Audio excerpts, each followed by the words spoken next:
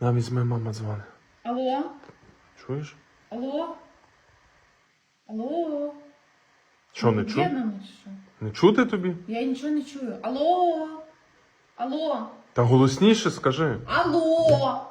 Я нічого маю, не чую. я маю другий її наушник, вона кричить, алло, каже, тебе чую, а ти не А чуєш? я її? не чую, мені не працює. Візьми отак 2 рази вдар по наушнику. Ну, чути? Воно навіть не пікає нічого. Та воно не має пікти, воно має зразу з'єднатися, ти маєш маму чути, що ти Я не чуєш? нічого не чую. Алло? Та во, дай я додам голосу, додам голос. О, тепер. Алло? Я нічого не чую. Ну тепер голосніше скажи. Алло? Що ти дасть мені, як я... Може щось глуха, чи завібрувало. Що завібрувало, Володь? Ти що бігаєш? Ти мені говориш? Я що біла? По горішку говориш, так? Алло, каже вона в горішок. Алло, в горішок. Володь, ти ж розумієш, що смішно тільки тобі? Все, ви підписуйтесь.